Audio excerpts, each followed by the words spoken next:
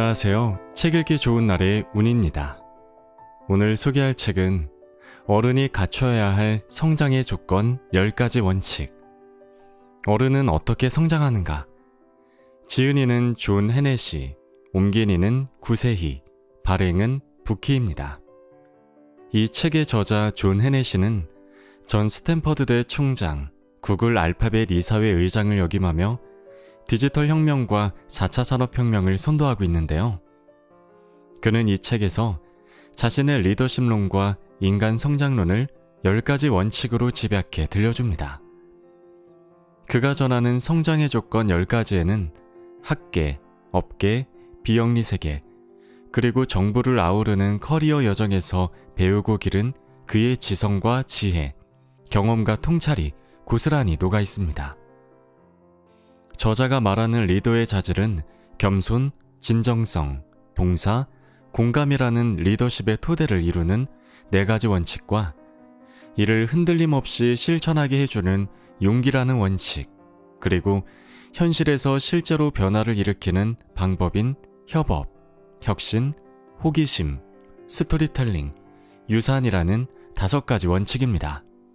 이 중에는 겸손, 스토리텔링, 유산처럼 뜻밖의 것도 있고 용기, 협업, 혁신처럼 누구나 수긍할 만한 것도 있지만 어느 쪽이든 모두 저자의 경험과 시각으로 재해석되어 신선한 깨달음을 선사하며 풍성하고 적절한 사례로 뒷받침되어 설득력을 더합니다.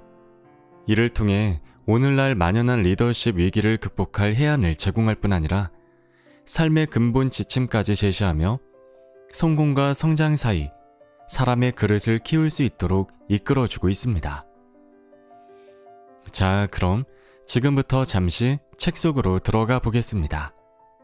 오늘도 책 읽기 좋은 날과 함께 즐거운 시간 되세요.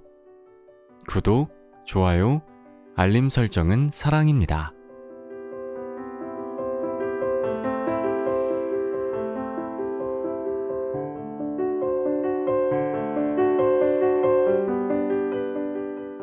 성장의 조건 10가지 원칙. 하나, 고개를 숙일 때마다 성장한다. 둘, 언제나 진정으로 대한다. 셋, 누구를 위해 일하는지 이해한다. 넷, 타인의 마음을 들여다볼 줄 안다. 다섯, 조직을 위해 나설 때를 안다. 여섯, 혼자 일하지 않는다. 일곱, 변화를 이용할 줄 안다. 8. 평생이 배움의 과정이다. 9. 비전을 스토리에 담아 전달한다. 10. 마지막에 가장 소중한 것을 남긴다. 고개를 숙일 때마다 성장한다. 자신의 지혜를 과신하는 것은 현명하지 못한 처사다. 가장 힘센 사람도 약해질 수 있고 가장 현명한 사람도 실수를 범할 수 있다는 사실을 늘 상기하는 것이 바람직하다. 마하트마 간디. 당신은 가장 똑똑한 사람이 아니다. 대부분의 사람들은 겉만 보고 자신감이야말로 리더십의 핵심이라고 생각한다. 어쨌거나 자신이 세운 전략과 그 전략의 수행에서 자기 역할에 대한 확신이 없다면 다른 사람을 이끌기란 거의 불가능할 테니 말이다. 자기 계획에 확신이 없거나 자기 능력을 믿지 못하는 리더를 따르고 싶어 할 사람은 아무도 없다. 그렇다면 이 자신감의 중심에는 무엇이 자리할까? 나는 진정한 자신감, 즉 자신감으로 위장한 겉모습이나 거짓된 허세 또는 최악인 근거 없는 자신감이 아니라 자신의 실력과 품성에 대한 진정한 인식은 자존심이 아닌 겸손에서 나온다고 믿는다. 오만은 자신의 강점만 보면서 자신의 약점과 남들의 강점은 무시하게 만들어 결국 큰 실수를 저지르게 한다. 반면에 겸손은 우리의 약점이 어디에 있는지 보여줌으로써 보완할 수 있게 도와준다. 겸손이야말로 우리가 자신감을 얻을 수 있는 수단이다. 그렇다면 겸손은 어디에서 오는가? 내 경험에 따르면 겸손은 크게 두 가지 시각에 의해 고취된다. 첫째, 우리가 이루는 성공의 상당 부분은 행운 덕분이라는 자각이다.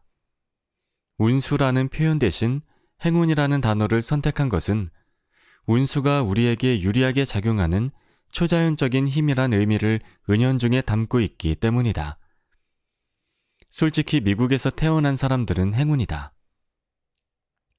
만약 여러분이 식량 부족으로 힘들어하는 나라나 전쟁 중인 나라에서 태어났다면 어땠을지 생각해보라.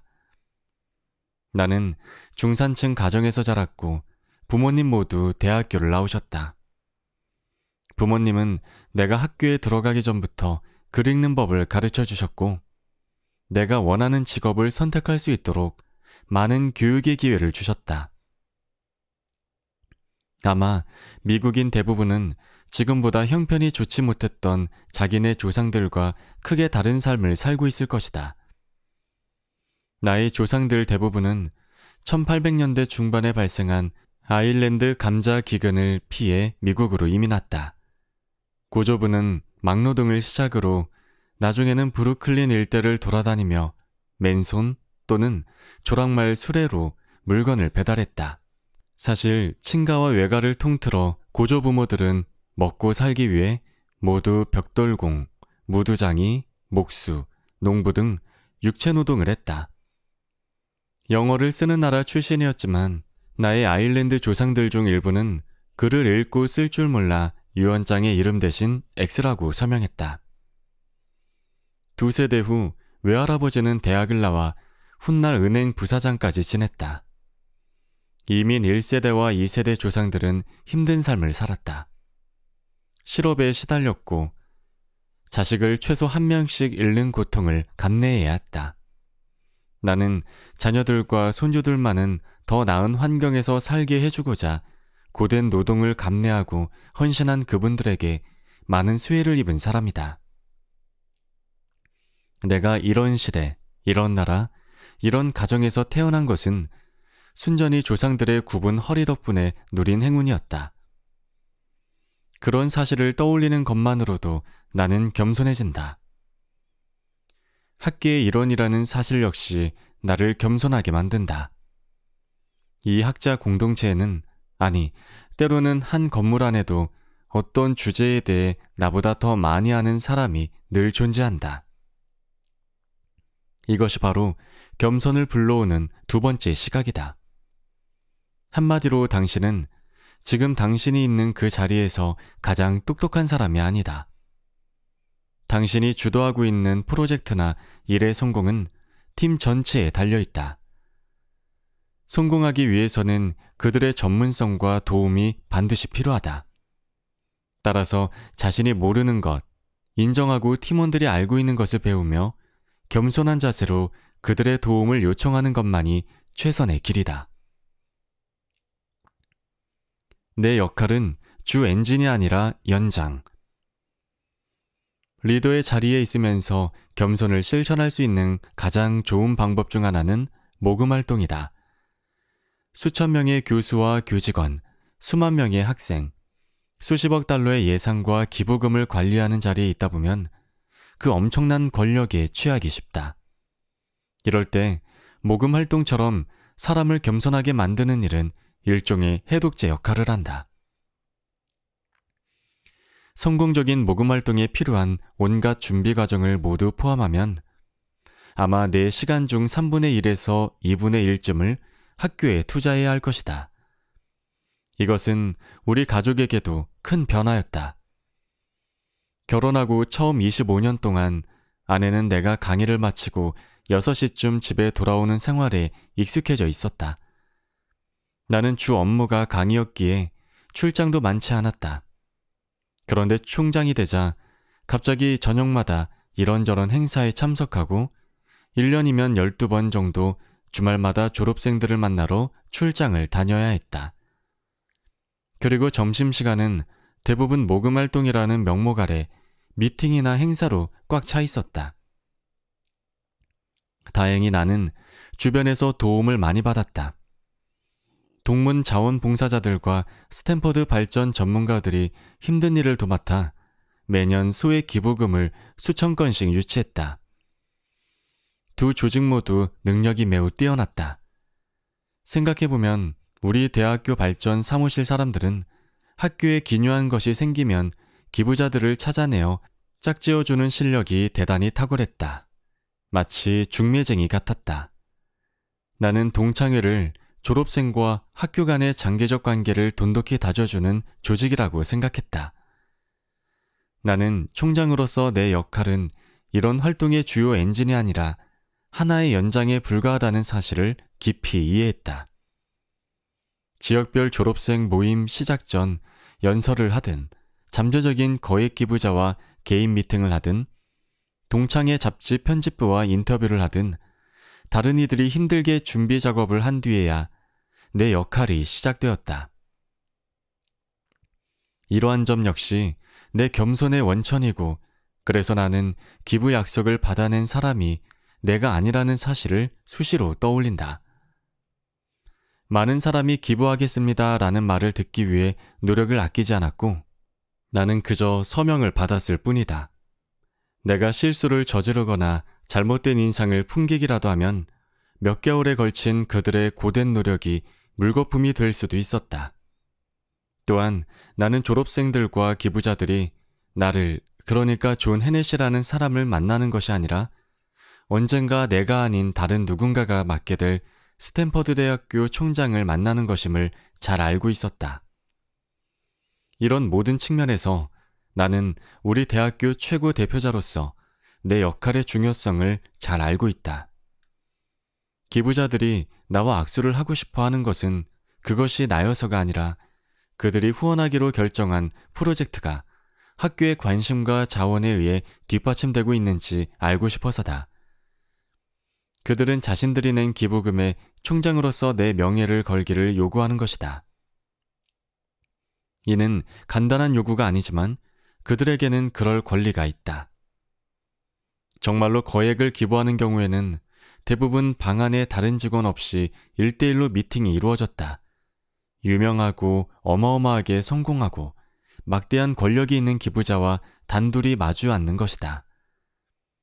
자신이 무엇을 원하는지 정확히 알고 거액을 내놓기로 약속하고 내 눈을 똑바로 쳐다보며 나 역시 해당 프로젝트에 똑같이 헌신할 자세가 되어 있는지 거침없이 물어볼 수 있는 사람 말이다. 그런 사람과 함께하는 자리라면 누구든 겸손해지지 않을 도리가 있겠는가? 가슴을 울리는 겸손의 힘. 짐 클라크는 하이테크 역사상 훌륭한 기업가 중 한 사람이지만 어린 시절은 몹시 불우했다. 가난한 집 막대 먹은 새아버지 밑에서 자라 고등학교를 중퇴한 뒤 해군에 입대했는데 이는 다른 어떤 미래도 꿈꿀 수 없었기 때문이었다. 하지만 짐은 자신이 타고난 엔지니어이자 타고난 기업가임을 스스로 증명해 보였다. 그가 처음으로 그런 재능을 선보인 것은 1982년 실리콘 그래픽스를 세웠을 때다. 이 회사는 당시 가장 빠른 속도로 성장하는 기업이었다. 그 전에 짐과 나는 스탠퍼드에서 같은 연구실을 썼고 훗날 실리콘 그래픽스의 토대가 된 기술 일부를 함께 작업했다. 또한 나는 밉스를 세우기 전 2년 동안 실리콘 그래픽스의 컨설턴트로 일했다. 짐은 벤처 투자자들에게 실리콘 그래픽스의 지분을 너무 많이 넘겨줘야 했던 점이 마음에 들지 않아 다음번 회사를 세울 때는 혼자 힘으로 해냈다. 1994년 짐은 마크 앤드리슨과 함께 회사를 차려 널리 사용된 첫 상업용 웹브라우저인 넷스케이프를 시장에 내놓았다. 마크 앤드리슨은 이미지를 표시할 수 있는 최초의 그래픽 웹브라우저인 모자이크를 만드는 데 주도적인 역할을 한 사람이었다. 마크가 일리노이 대학교에 다니던 당시 학교에서 마크와 아무 관련 없는 기업에 이 기술의 판매 허가를 내주려고 하자 짐이 달려들어 마크를 채용하고 넷스케이프 커뮤니케이션스라는 회사를 세웠다. 지금은 거의 잊혔지만 당시만 해도 넷스케이프는 완벽한 타이밍과 통찰 가득한 짐의 전략적 움직임 덕분에 대단히 크게 성공했다. 짐은 인터넷 사용률이 폭발적으로 늘어날 것을 예측했고 이 기회를 10분 활용해 최초의 월드 와이드 웹 기업을 세웠다. 그는 넷스케이프의 성공과 회사 지분을 넉넉히 소유한 덕분에 큰 부자가 되었다. 나는 늘 짐과 연락해온 터라 온 세상이 벼락부자라고 생각하는 그가 이 두 기업을 세우며 얼마나 많은 고생을 했는지 잘 알고 있었다. 짐은 개인적으로도 여러 사건을 겪었다. 한 번은 실리콘 그래픽스의 핵심 기술을 개발하는데 너무나 열중한 나머지 집에 전기요금 내는 것을 깜빡해 전기가 완전히 끊긴 적도 있었다. 그만큼 열심히 일하는 사람을 난 지금껏 본 적이 없다. 그는 결코 요행으로 돈을 번 것이 아니었다. 그 무렵 나는 짐의 다음 행보를 두고 도움이 될 만한 게 없을까 이리저리 궁리했다. 그가 이처럼 성공을 거둔 뒤 장차 무엇을 하면 좋을지 숙지하고 있음을 알고 있었기 때문이다. 넷스케이프가 벌써 두 번째 작품이었으니 짐은 조금 시간 여유를 두고 앞으로 할 일을 찾아볼 수 있었다. 그러던 중 1999년 스탠퍼드에서는 전임 총장 거하드 캐스퍼의 지휘 아래 바이오 X라는 프로젝트를 시작했다. 생명과학과 생명공학에 초점을 맞춘 협업 프로젝트였다. 공대 학장으로서 나는 그 프로젝트를 열렬히 지지했다. 우리는 이 새로운 핵심 과제를 성공시키려면 연구나 설비에 상당한 후원금이 필요하다는 사실을 알고 있었다. 줄기세포 연구는 그 중에서도 특히 유망한 분야였는데 나는 이 분야의 연구가 짐을 사로잡을 것이라는 생각이 들었다. 어려운 문제 해결에 최첨단 기술을 적용하는 법을 알아내는 프로젝트에 힘을 보탠다. 짐처럼 훌륭한 엔지니어에게 이보다 더 멋진 도전이 어디 있겠는가. 실리콘 그래픽스가 성공한 뒤 나는 짐에게 스탠퍼드를 위해 무언가 해보는 것이 어떠냐고 물었지만 그는 아직 준비가 되어 있지 않다고 대답했다. 그렇다면 넷스케이프가 성공을 거둔 지금은 어떨까? 나는 그가 세상에 남길 유산에 대해 생각해보게 만들어야 한다는 걸 깨달았다. 짐은 늘 고개를 푹 파묻고 자기 앞에 놓인 난관들에만 집중해온 탓에 미래에 대해 생각할 여유가 없었다. 그런데 마침 그때 나는 론 쳐너가 쓴 존 D. 록펠러의 전기, V의 제국 록펠러를 다 읽은 참이었다. 쳐너가 쓴 것처럼 록펠러는 혼자 힘으로 미국에서 가장 부유한 사람이 된 매우 경쟁이 강한 사업가였지만 과도한 업무로 인해 50대의 심장마비로 죽을 고비를 넘겼다. 이 일은 록펠러에게 큰 깨달음을 주었다. 자신에게 삶이 얼마 남지 않았다고 믿게 된 록펠러는 더 많은 돈을 벌려고 애쓰는 짓은 이제 그만두자. 자선 사업가가 되어 더 나은 세상을 만드는 일을 하자라고 결심했다. 곧 그는 시카고 대학교, 록펠러 대학교, 록펠러 재단을 세우고 다른 많은 자선 사업, 특히 의학 발전에 큰 도움을 주었다.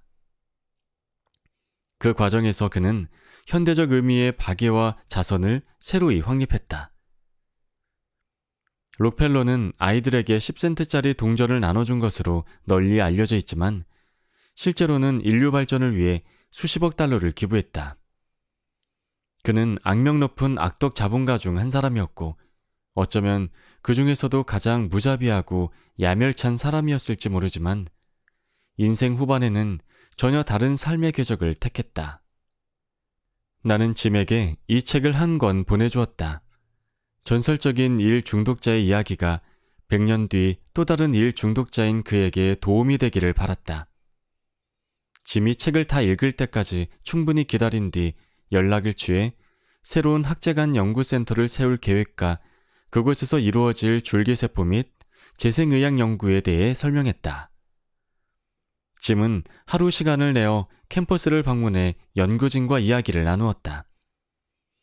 나는 이러한 학제간 융합과 생명과학의 교차 연구가 지식인이자 과학자인 그를 흥분시키기를 바랐다.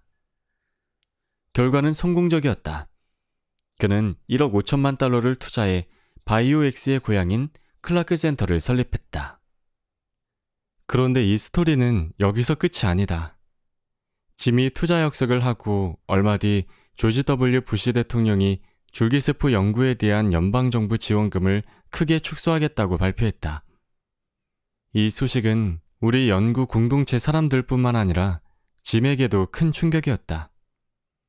그는 그러한 결정이 자신이 이제 막 투자한 연구 프로그램에 엄청난 피해를 초래할 수 있는 끔찍한 일이라고 생각했다. 직접 성명을 발표해야 할 필요성을 느꼈고 마침내 뉴욕타임스 사설을 통해 자신의 생각을 전 세계에 알렸다. 2년 전 나는 스탠퍼드 대학교의 생명공학 및 생명과학연구센터를 설립하기 위해 1억 5천만 달러를 기부하겠다고 약속했다. 그런데 지금 의회와 대통령은 줄기세포와 클론 연구 지원금을 삭감하며 이 센터의 설립 의도를 좌절시키고 있다. 그래서 나는 약속한 금액 중 남은 6천만 달러의 기부를 유예하기로 했다.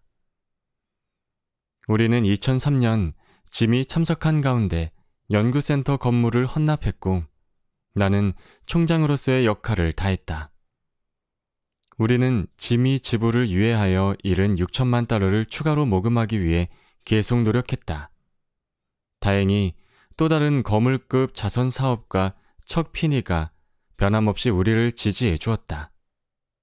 그래서 우리는 꿋꿋하게 그 상황에서 나름 최선을 다했고 몇 가지 연구 성과를 올리기도 했다. 2004년 줄기세포 전문가들이 해외로 대거 빠져나가자 캘리포니아 주정부는 독립적으로 줄기세포 연구에 자금을 대기 위해 공채 발행을 발의하고 통과시켰다.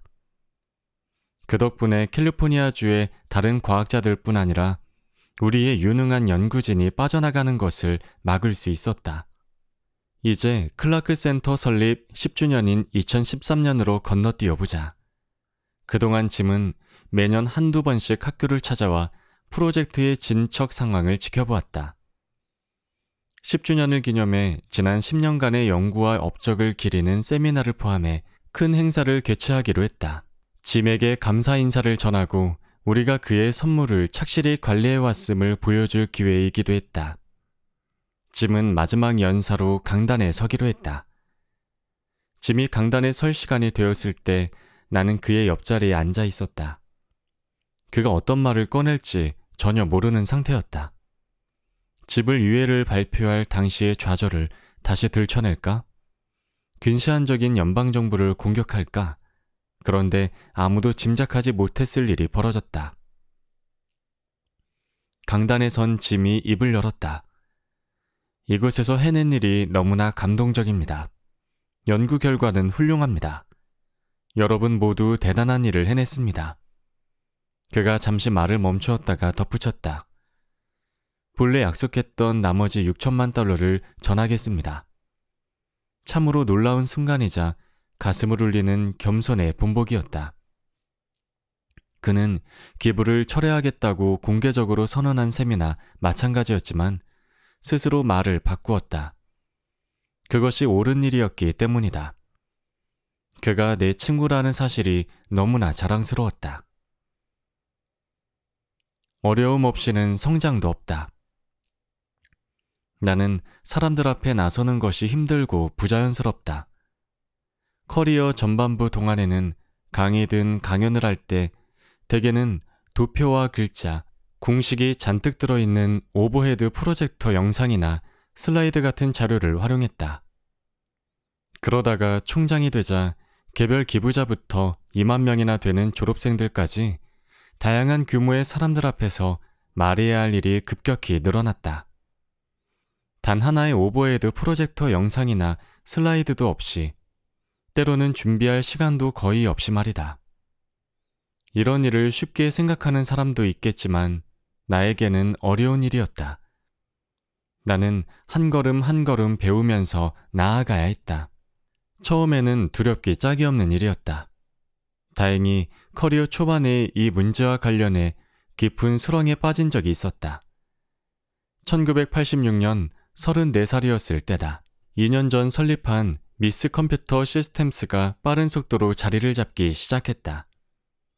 우리는 성장세가 계속 이어지리라 기대하고는 그만큼 빠른 속도로 신입 직원을 채용하기 시작했다. 하지만 안타깝게도 성장세는 오래가지 못했다. 사업은 여전히 확장되고 있었고 매출은 굳건하고 꾸준히 계약을 체결했지만 경비가 너무 빠르게 늘어났다. 우리는 더 일찍 투자를 유치해야 했는데 최고 경영자가 바뀌면서 그러지 못했다. 그 결과 현금이 바닥났고 당장 다음 달 급여를 지급하지 못할 처지에 놓이게 되었다. 해고밖에는 답이 없었다. 전체 약 120명의 직원 중에서 40명을 내보내야 했다. 경영진은 엔지니어들은 잡아야 한다고 결정했고 이는 다른 직원들에게 더 심한 충격을 안겨주었다. 결국 금요일 아침 우리는 해고 통지서를 나눠주었고 통지서를 받은 사람들은 정오 전에 모두 책상을 비웠다. 정말이지 끔찍한 일이었다. 우리가 경험하리라고는 상상도 하지 못했던, 다시는 경험하고 싶지 않은 일이었다. 그런 순간들은 지난 실수로부터 교훈을 얻고 방향을 바꿀 기회를 제공한다. 하지만 우리가 교훈을 얻었던 날은 그것이 끝이 아니었다. 새로운 최고 경영자 반 밀러는 우리가 할 수 있는 최선의 일이 그날 오후 생존자들을 모아놓고 직원 전원이 미팅하는 것이라고 결론 내렸다. 그는 내게 일어나서 격려의 연설을 해달라고 요청했다. 정말 하고 싶지 않았지만 공동 창립자로서 내가 나서야 함을 알고 있었다. 나는 먼저 우리의 실수를 인정한 뒤 이어서 회사가 나아갈 밝은 미래에 초점을 맞춰 이야기하려고 했었다. 결과적으로 그날 연설한 것이 잘한 일이라고 생각한다. 실수를 인정하고 직원들이 하나로 힘을 모아 다시 앞으로 나아갈 수 있게 하고자 노력한 그날의 연설이 나의 미래를 완벽히 준비시켜 주었기 때문이다.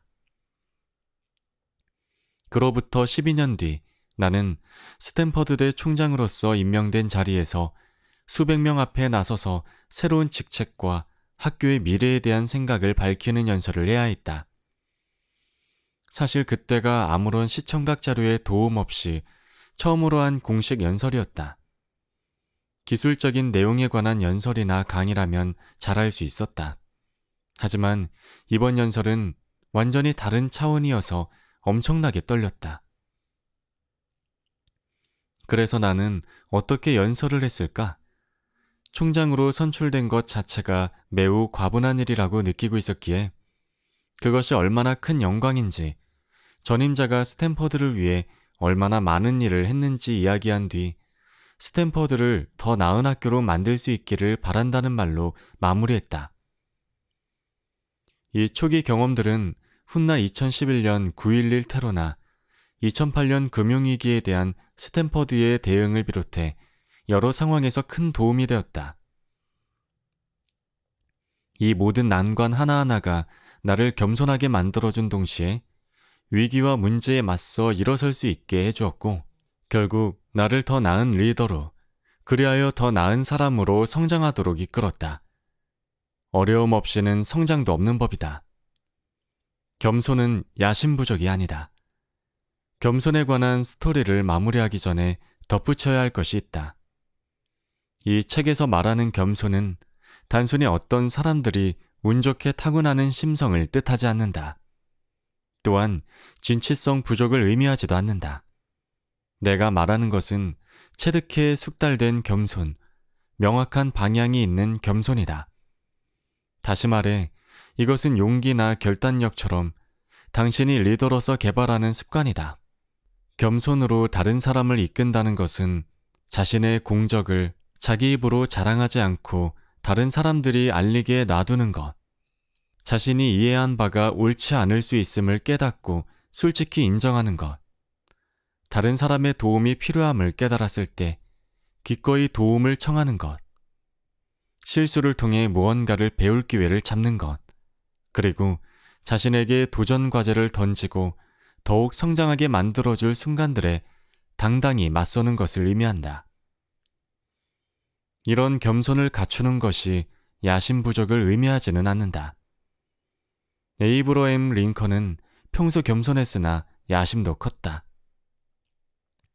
나 역시 야심이 있지만 내 사리사욕을 위한 것은 아니다. 나의 야심은 변화를 일으키는 것, 우리 학교와 내가 속한 공동체에 도움이 되는 것이다. 남들의 유익을 위해 야심을 품는 것이야말로 겸손한 동시에 야심찰 수 있는 유일한 길이다. 겸손하지 않으면 성장할 수 없다. 총장 자리에서 물러나기 얼마 전 나를 임명한 이사회의 일원이자 총장 재임 기간 동안 이사회 의장을 맡았던 아이작 스타인과 옛날 이야기를 나눌 때였다. 당시 아이작은 내 후임자를 찾는 일을 진두지휘하고 있었다. 그가 말했다. 있잖소 존, 돌이켜보면 당신을 총장으로 임명한 뒤 우리가 알아낸 당신 자질은 그 일을 하면서 성장할 수 있는 능력이었소. 나는 그 말을 굉장한 칭찬으로 받아들였다. 그리고 동시에 내가 15년 전 처음 시작했을 때 얼마나 풋내기였는지를 떠올리며 민망해하지 않기 위해 애써야 했다.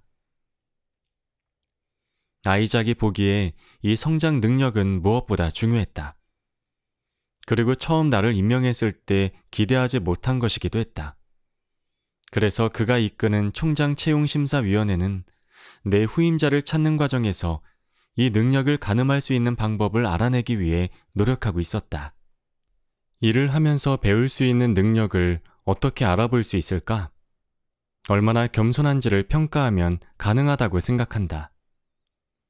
스스로에게 아직 배울 것이 많다고 생각하고 어떤 분야에서 다른 사람들이 자신보다 뛰어나다는 것을 받아들이며 다수의 생각이 거의 항상 한 사람의 생각보다 더 정확하다는 사실을 인정하면 겸손해질 수밖에 없고 그로 인해 자신의 일을 더 잘할 수 있는 방법을 배우는데 매진할 수밖에 없다.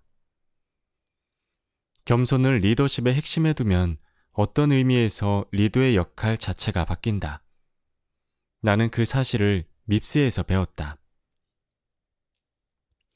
시간이 매우 촉박하고 아주 작은 실수도 치명적일 수 있는 스타트업 환경에서는 자신을 직원들과 격리하지 않고 그들과 동등한 존재로서 팀에 속해야만 한다.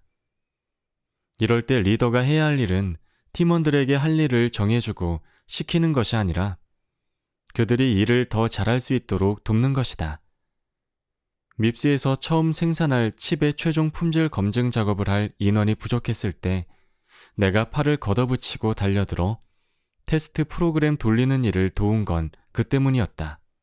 밉스의 초대 최고 경영자 베먼드 크레인도 비슷하게 일했다.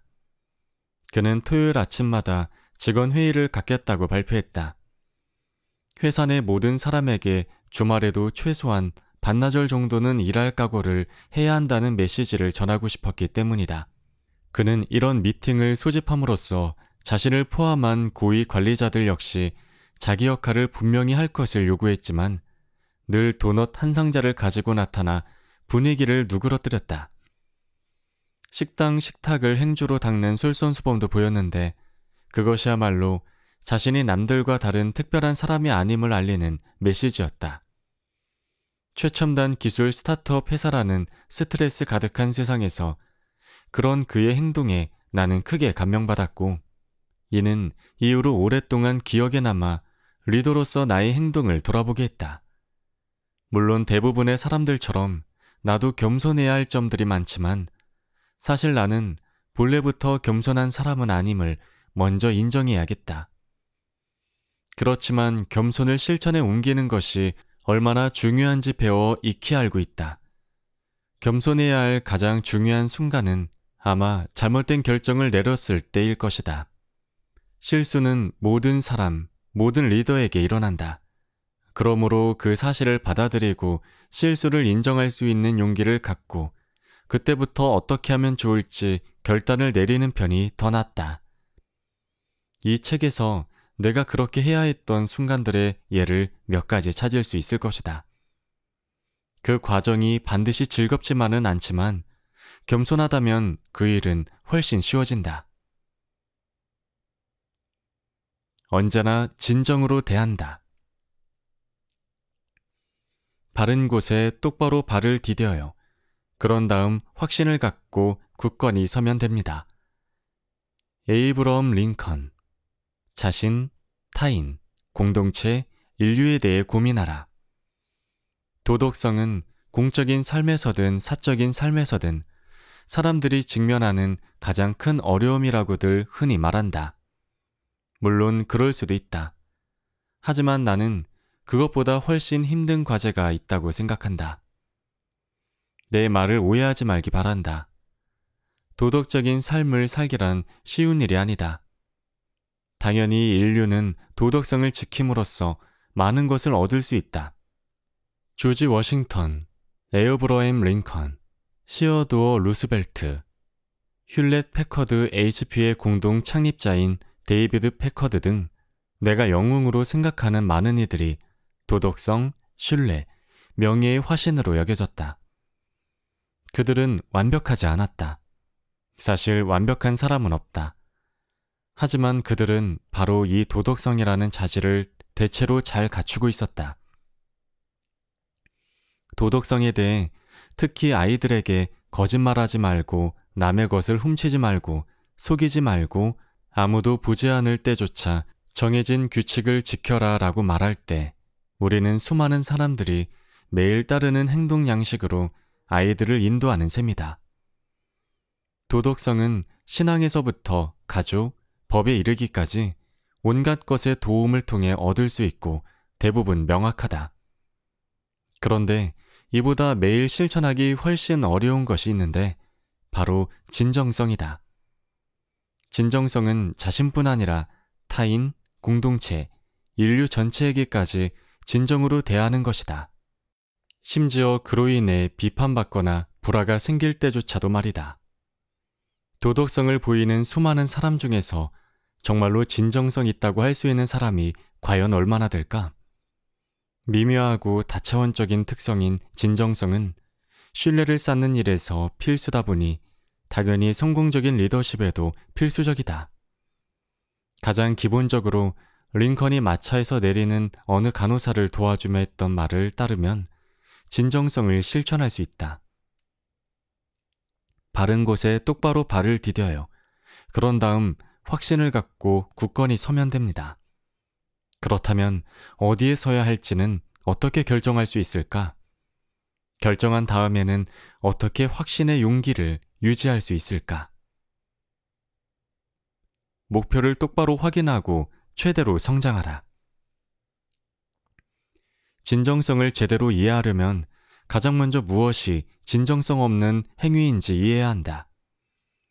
1960년대에 어린아이였던 나는 오늘날 주목받는 진정성 운동의 선구격인 히피 문화를 접해봤다. 정해진 사회적 역할과 기대치로부터 벗어난 젊은 세대가 인간 본연의 충동에 충실하고 외적인 법칙과 규칙으로부터 자유로워진다는 의미에서 참된 존재가 되려는 실험을 하기 시작했다.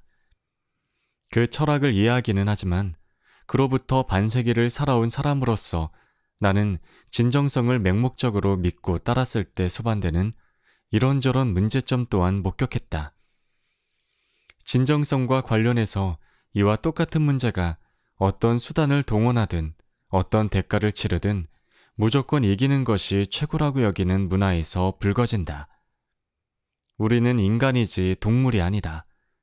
자기 자신을 발전시켜 인간으로서 가능한 최대치에 도달하는 법을 배우는 것. 이것이야말로 우리가 해야 할 가장 중요한 일이라고 나는 생각한다. 최근 들어 진정성 리더십이 갈수록 각광받는 것을 볼 수 있다. 이 명칭은 하버드 경영대학원에서 만들어져 경영 관련 매체와 유명한 업계 연사들을 통해 퍼져나갔는데 확산될수록 점점 더 의미의 정확성이 떨어지고 있다. 나는 폭발적인 인기를 얻어 모든 사람의 입에 오르내리는 경영 이론을 경계하는 편이다. 어떤 것들은 퍼져나간 속도만큼 빠르게 사라진다. 의미가 희석된 상태 그대로 보자면 진정성 리더십은 정직함, 겸손, 유머 감각, 열린 마음, 공정함으로 이끌어라와 같은 유행하는 조언과 다를 바 없다고 할 수 있다. 분명 이런 것들도 리더십의 긍정적인 특성이지만 여기에서 내가 말하는 진정성은 그 이상을 요구한다. 널리 알려져 있는 소크라테스의 격언을 생각해보자. 좋은 평판을 얻을 수 있는 길은 자신이 되고자 하는 사람이 되기 위해 노력하는 것이다. 이것이 더 깊이 있는 진정성의 실천으로 나아가는 출발점이다. 우리는 먼저 자신이 추구하는 바람직하고 현실적인 자질이 무엇인지 알아내야 하며, 그런 다음 그것을 실천하기 위해 노력해야 한다. 우리 조상들은 우리가 대부분 잊고 사는 한 가지 사실을 이해하고 있었다. 할 수 있는 만큼 최대로 전념하고 실천하면 우리가 원하는 것이 될 수 있다는 사실 말이다.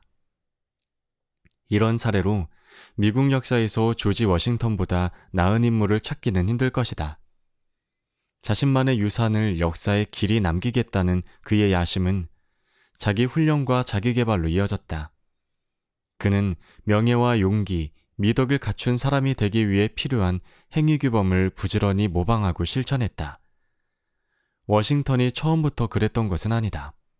그는 20대에도 여전히 충동적인 행동을 저지르곤 했다. 하지만 미국 독립전쟁에서 미국군을 지휘하고 이어서 미국 대통령이 되었을 무렵에는 자신이 되고자 간절히 바랐던 바로 그런 인물이 되었으며, 친구와 적 모두 그 사실을 인정했다. 여기서 필요한 실천은 다음과 같다.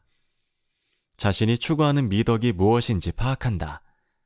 그것을 몸에 익히기 위해 매진한다. 그리고 목표로 향하는 여정에서 겸손한 자세로 발전 정도를 파악한다. 아마 목표 지점까지는 꽤 많이 남았을 것이다. 사실 목표로 정한 곳에 도착했다고 생각하는 순간 삶은 우리를 다시 출발선으로 되돌려 놓기도 한다. 나의 여정에서 마주한 어려운 결정은 두 가지 질문과 관련이 있었다. 첫째, 내 커리어에서 어떤 길을 따라야 하는가? 둘째, 내가 이끄는 공동체를 분열시키는 문제에 대해 어떤 입장을 취해야 하는가? 일단 어디에 똑바로 발을 디뎌야 하는지 결정하고 나면 확신을 갖고 굳건히 서는 문제가 뒤따랐다. 그것은 바로 내 선택을 뒷받침하는 논리를 명확하게 표현해내는 것이었다. 힘들다고 결단 내리기를 주저하지 마라. 다수의 편에 설 때 책임질 일은 적고 보상은 확실할 때 진실을 말하기는 쉽다. 이럴 때 진실을 말하는 사람이라고 칭찬받으면 기분도 좋다. 하지만 안타까운 소식을 전할 때, 또는 반발을 사거나 모욕을 당하거나 위해를 입거나 사회적으로 배척당할 우려가 있을 때처럼 난감하거나 위험을 감수해야 하는 어려운 상황에서 진실을 말하는 것은 완전히 다른 일이다. 우리는 흔히 이렇게 믿고 싶어 한다. 개인적인 위험을 무릅쓰고라도 불의에 맞설 수 있다고, 또는 명예를 위해서는 거액도 과감히 양보할 수 있다고, 아니면 자신의 원칙에 위배되는 행동을 하느니 차라리 사회의 비난을 받는 쪽을 택할 수 있다고. 하지만 정말로 그럴 수 있을까? 이 정도 수준까지 진정성을 유지하는 것은 단순히 도덕성의 기본 원칙들을 지키는 것보다 훨씬 더 힘들다. 다수의 선을 위해 행동할 때조차도 어려운 진실을 공유하는 일은 고통스러울 수 있다. 특히 그 진실이 우리가 아끼는 사람들에게 피해를 줄 때는 더욱 그렇다. 이렇다 보니 많은 사람이 진정성을 발휘할 수 있는 기회를 어떻게든 피하려 하는 것이다. 이는 놀라운 일이 아니다. 사실 실리콘밸리를 비롯해 여러 다른 분야의 유명하고 카리스마 넘치는 리더들조차 진실을 말하기를 무척이나 힘들어한다. 스티브 잡스는 아마 내가 만난 사람 중에서 가차없을 정도로 솔직히 말할 수 있는 유일한 사람이었을 것이다. 동료들로부터 사랑받는 것에 그다지 신경 쓰지 않았기 때문이다. 그러나 대부분의 사람들은 타인에게 사랑받는 것을 사회적 행동의 중요한 부분으로 여긴다. 다른 사람의 커리어에 피해를 주거나 인생을 망치고 야심찬 직원들에게 좌절을 안겨주는 존재가 되고 싶은 사람은 거의 없을 것이다. 그런데 예를 들어 회사에 피해를 입히는 직원을 해고하거나 불가피한 상황에서 인원을 감축하는 일을 피한다면 의도치 않게 더 큰 문제를 야기할 수 있고, 이것은 다시 직원들의 역량과 사기를 저하시키고 조직 전체의 지속 가능성을 해칠 수 있다. 아이러니하게도 일부 리더들은 누군가를 해고할 때 뒤따르는 정서적 부담을 견디지 못해 컨설턴트 같은 청부업자를 고용해 자기 대신 힘든 일을 시키기도 한다. 그런데 이러한 행동은 학습의 기회를 놓치게 만든다. 당장 마음이야 편할지 몰라도 결국 회사 내 다른 사람들에게 보내는 메시지는 명확하다. 리더가 힘든 문제에 직면했을 때 그 일을 직접 하기 어려워한다는 것이다. 사업상 문제에 대해 솔직히 말하기 힘들어하는 경영진도 있다. 거부 의사를 밝히지 못하는 최고 경영자도 있다. 그들은 좋은 상사, 자기 책상에 올라오는 모든 새로운 제안서에 흔쾌히 서명하고 직원들을 독려하는 상사가 되고 싶어 한다. 그런데 한 직원의 꿈을 무심코 승인했다가 그것이 회사 전체에 부정적인 결과를 초래하면 어떤 일이 벌어질까? 우유부단한 상사도 많다. 무슨 말을 들을 때마다 자신의 의견을 수시로 바꾸는 사람 말이다. 직원들은 이를 꿰뚫어 보고 그 상사와 어떤 이야기도 하면 안 된다는 사실을 빠르게 습득한다. 사람들의 비위를 맞추는 결정을 하면 그 순간에는 기분이 좋을 수 있겠지만 그 결과는 오랫동안 조직을 괴롭힐 것이다. 언제든 진실의 길을 따르는 편이 더 낫다. 조직의 전반적인 사명과 방향을 이해하라. 그리고 힘든 결정을 내려라.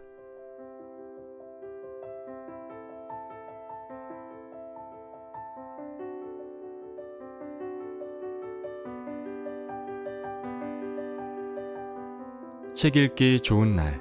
오늘은 어른은 어떻게 성장하는가를 들려드렸습니다. 감사합니다.